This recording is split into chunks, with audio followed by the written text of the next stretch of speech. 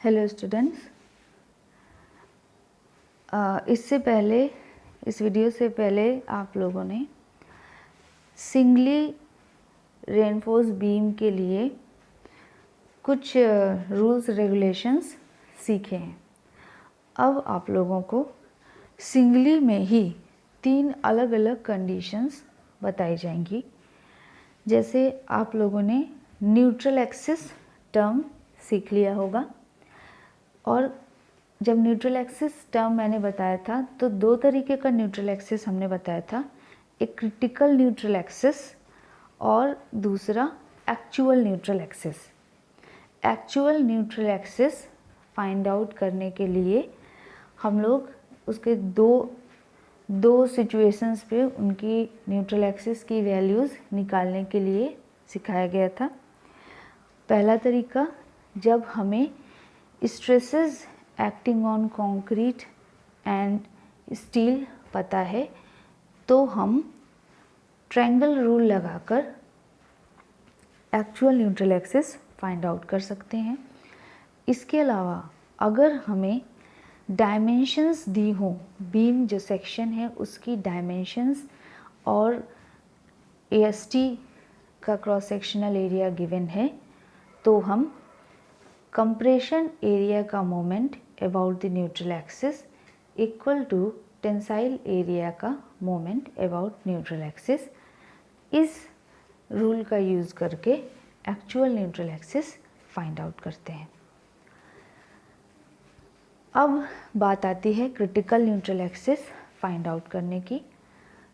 तो जब extreme fibres पर मैक्सिमम परमिसिबल स्ट्रेसेस एक्ट करने लगते हैं तो इस सिचुएशन पे जो ट्रायंगल रूल लगाने पर जो न्यूट्रल एक्सिस फाइंड आउट होती है उसे हम लोग क्रिटिकल न्यूट्रल एक्सिस बोलते हैं। यानी कि अगर ऐसा सिचुएशन हो कि सपोज़ अगर ये एक आपका गिवन क्रॉस सेक्शन है, ये AST है, ये न्यूट्रल एक्सिस है, तो यहाँ पर सिग्मा CBC और इस जगह पर सिग्मा ST/m एक्ट करने लगे तो ट्रायंगल रूल लगाकर जो न्यूट्रल एक्सिस हमें मिलेगी वो क्रिटिकल न्यूट्रल एक्सिस होगी। अब चूँकि गिवन कंक्रीट और गिवन स्टील के लिए सिग्मा CBC और सिग्मा ST की वैल्यू फिक्स होती है, और आप लोगों ने देखा होगा कि क्रिटिकल न्यूट्रल एक्सिस जो कोफिशिएंट होता है वो सिग्मा ST पे डिपेंड करता है, और टाइप ऑफ स्टील अगर फिक्स है तो सिग्मा ST फिक्स है।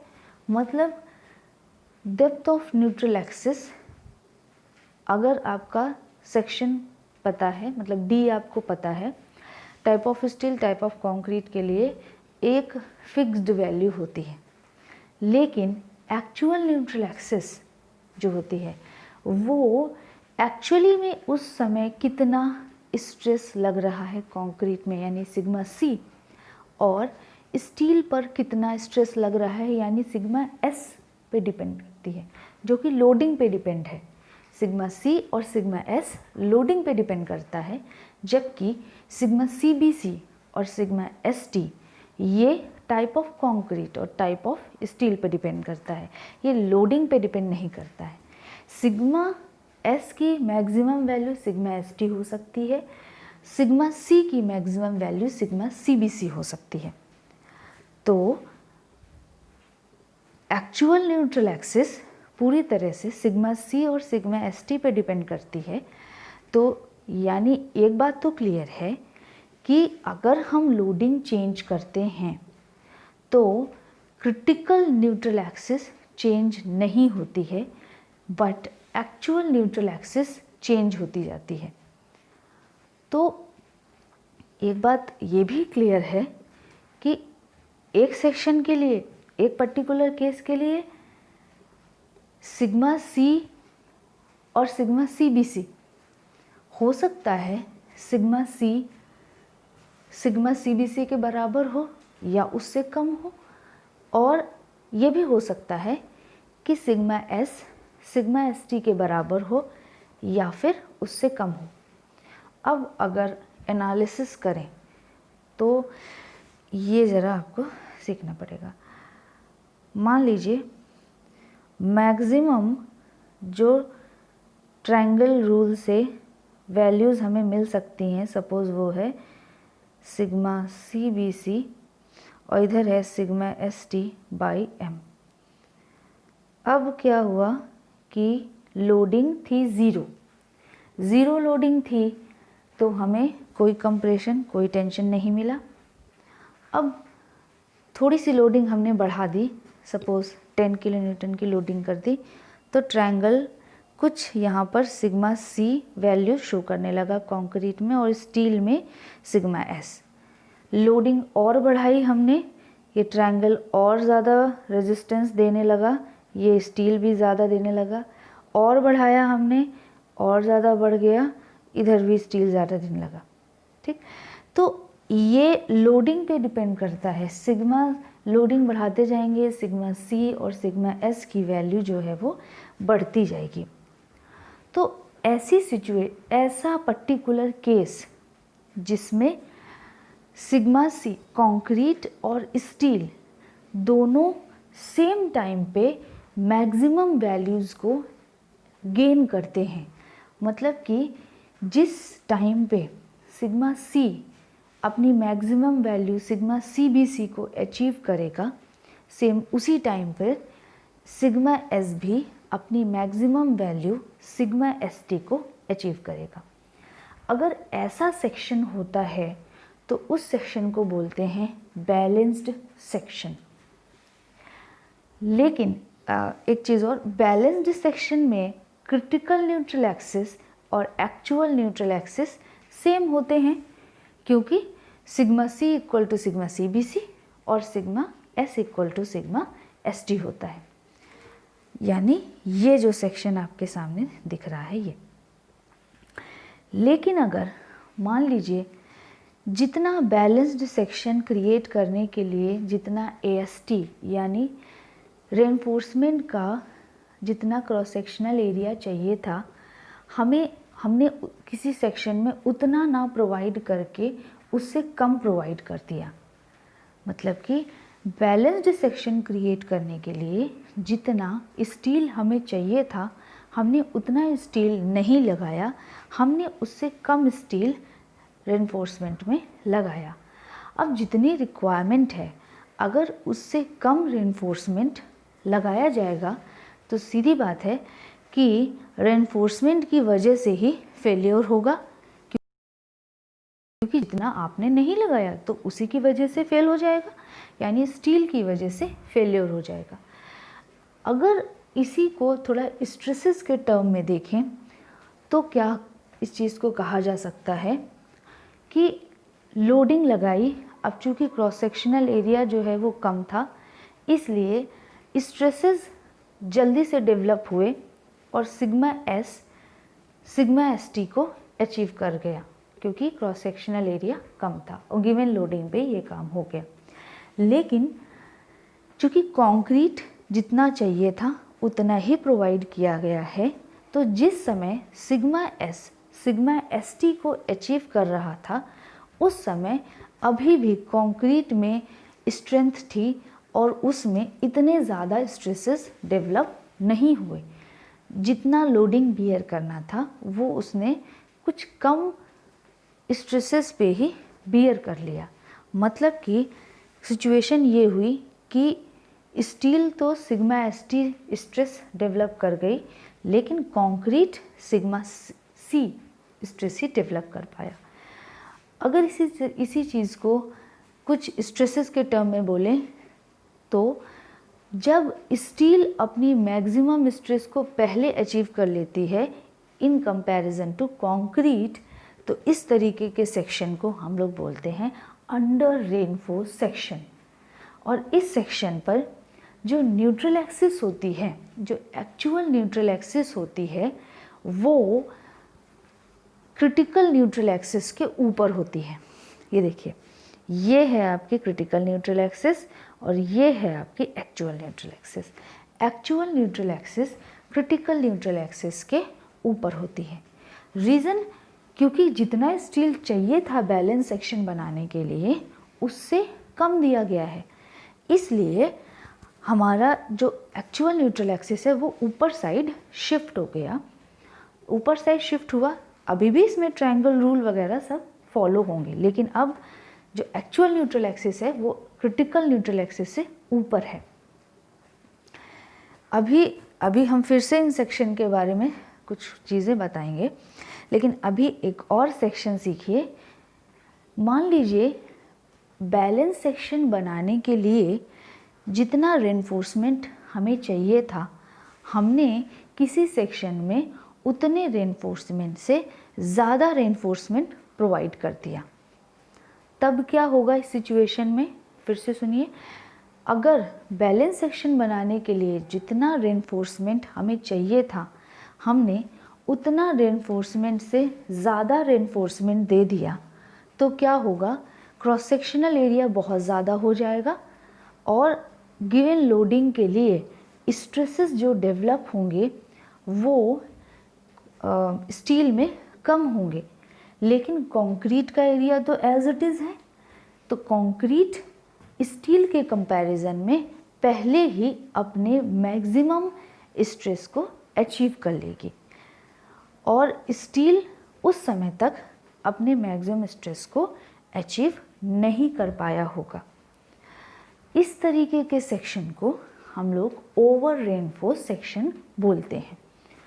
अब चूँकि स्टील ज़्यादा रखा है हमने, इसलिए न्यूट्रल एक्सिस, जो एक्चुअल न्यूट्रल एक्सिस है, वो क्रिटिकल न्यूट्रल एक्सिस के नीचे आ जाती है। जैसे कि ये जो सेक्शन बना हुआ है इसमें है। इसमें एक और चीज़ देखिए, इसमें जो कंक्रीट है, इसमें जो कंक्रीट है वो जो सिग्मा सी है वो सिग्मा सी बी सी को अचीव कर लिया है, लेकिन नीचे देखिए जो sigma S T by M है वो अभी तक जो सिग्मा एस बाई एम है वो अभी तक sigma S T by M को अचीव नहीं कर पाया है। यानी आपके सामने टोटल 3 सेक्शन बन जाते हैं। अब अगर आपसे ये बोला जाता है कि सिंगली डिज़ाइन करना है, सिंगली बीम डिज़ाइन करना है, तो आपके पास तुरंत क्वेश्चन होना चाहिए कि सिंगली बीम में कौन सा सेक्शन डिज़ाइन करना है। बैलेंस सेक्शन डिज़ाइन करना है, अंडर रेनफोर्स सेक्शन डिज़ाइन करना है, या फिर ओवर रेनफोर्स सेक्शन डिज़ाइन करना है। तो देखिए, बेस्ट चॉइस हमेशा बैलेंस सेक्शन होती है। बैलेंस सेक्शन, ठीक, क्योंकि उसमें सब कुछ जैसा हम लोग पढ़ते हैं सेम वैसा ही मिलता है। लेकिन अंडर रेनफोर्स सेक्शन भी काफ़ी हद तक सिलेक्ट किया जाता है in comparison to over reinforce section. वो क्यों? क्योंकि देखिए, अंडर रेनफोर्स सेक्शन में जो फेल्योर हो रहा है वो किधर जल्दी हो रहा है? स्टील की साइड जल्दी हो रहा है, क्योंकि स्टील पे हायर स्ट्रेसेस जल्दी अचीव हो जा रहे हैं, तो स्टील की साइड ज़्यादा स्ट्रेसेस जल्दी से मिल जाएंगे। तो मतलब जो सबसे पहले जो फेल होगा वो स्टील फेल होगा। और जब स्टील फेल होता है तो जो स्टील में जो फेल्योर होता है वो डक्टाइल फेल्योर होता है। आपको दिखेगा कि स्टील फेल हो रहा है, सडन फेल्योर नहीं होता है, डक्टाइल फेल्योर होता है। हमारे पास प्रॉपर टाइमिंग होती है डिज़ास्टर को रोकने के लिए, अगर स्टील की वजह से फेल्योर हो रहा है तो। अब अगर बात करें ओवर रेनफोर्स सेक्शन में, तो ओवर रेनफोर्स सेक्शन में स्टील कभी भी अपने हायर परमिसिबल स्ट्रेस को अचीव नहीं कर पाती है और कंक्रीट अपने हायर परमिसिबल स्ट्रेस को अचीव कर लेता है और उसके बाद फेल हो जाता है। तो जब कंक्रीट फेल होता है तो वो सडन फेल्योर शो करता है, सडन फेल्योर शो करेगा। इसलिए ओवर रेनफोर्स सेक्शन और अंडर रेनफोर्स सेक्शन में हम लोग अंडर रेनफोर्स सेक्शन को सिलेक्ट करते हैं, क्योंकि फेल्योर के लिए प्रॉपर टाइमिंग हमें मिलती है। फेल्योर के लिए हमें प्रॉपर टाइमिंग मिलती है, हमारे पास टाइम होता है कि हम उस फेल्योर से या तो कुछ नहीं तो सिर्फ अपनी जान भी बचा के हट सकते हैं वहाँ से, ठीक। दूसरी चीज़, इकोनॉमिकल सेक्शन डिज़ाइन होता है अंडर रेनफोर्स सेक्शन से। ओवर रेनफोर्स सेक्शन का अगर लॉजिक देखें तो स्टील ज़्यादा भारी भी होती है, प्लस ज़्यादा महंगी होती है इन कंपैरिजन टू कंक्रीट।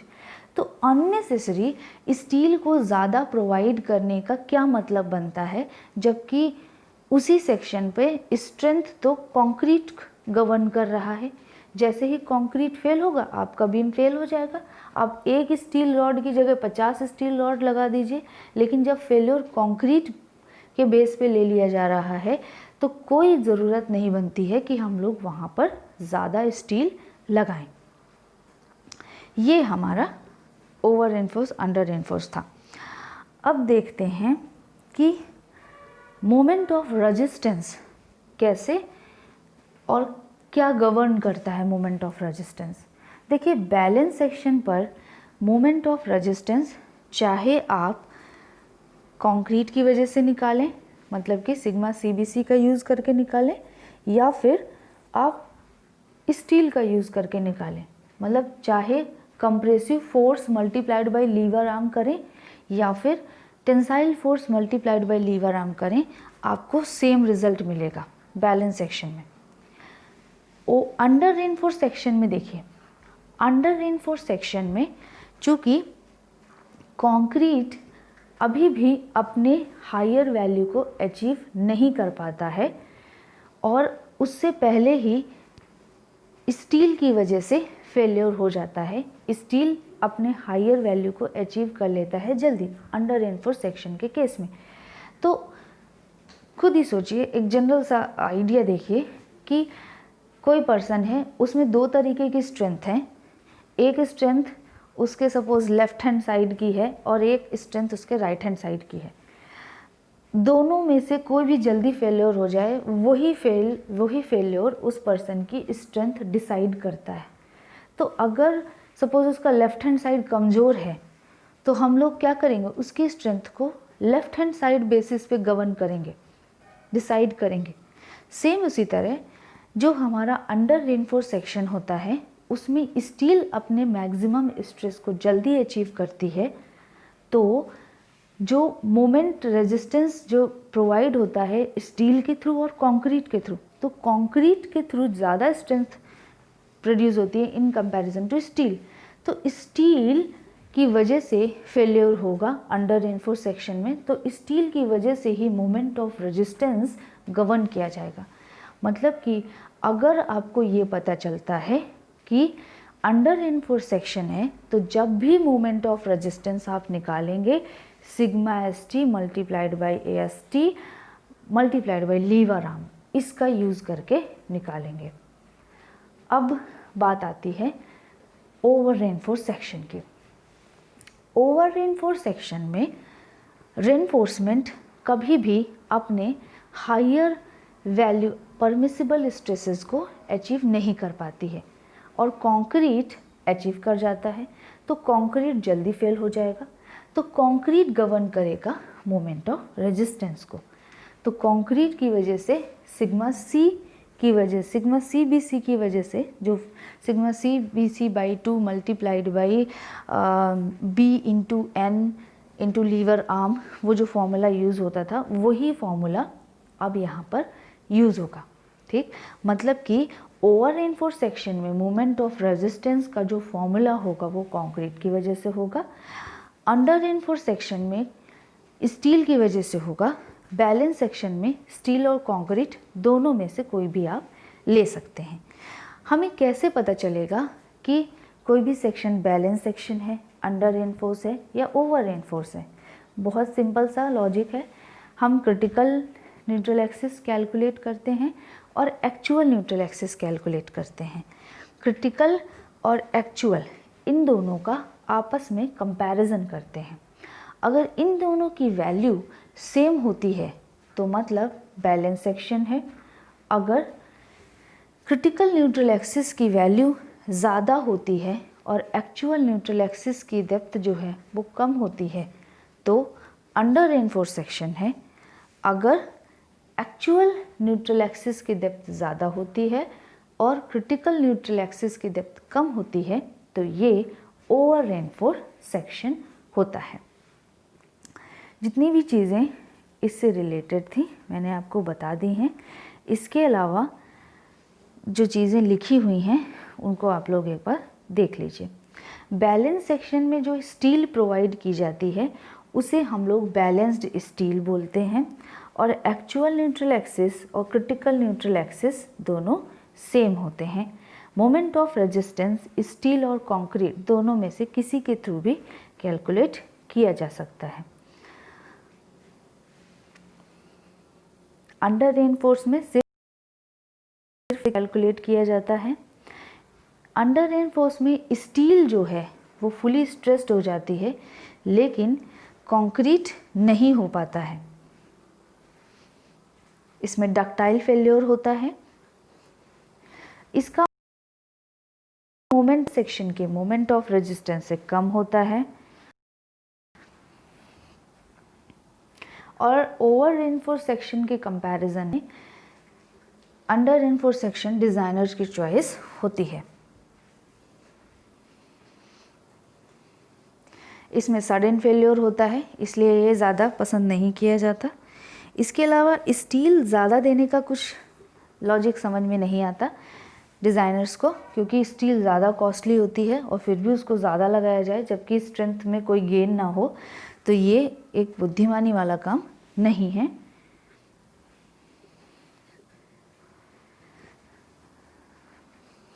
ठीक, तो ये जो आप लोगों ने सीखा ये balance section, under reinforce section और ओवर रेनफोर्स सेक्शन था। अब नेक्स्ट वीडियो में आप लोग प्रॉब्लम्स सॉल्व करना सीखेंगे कि टाइप ऑफ प्रॉब्लम्स कौन कौन सी हैं और उनको कैसे सॉल्व किया जाएगा। ठीक है, थैंक यू क्लास, आज के लिए इतना ही।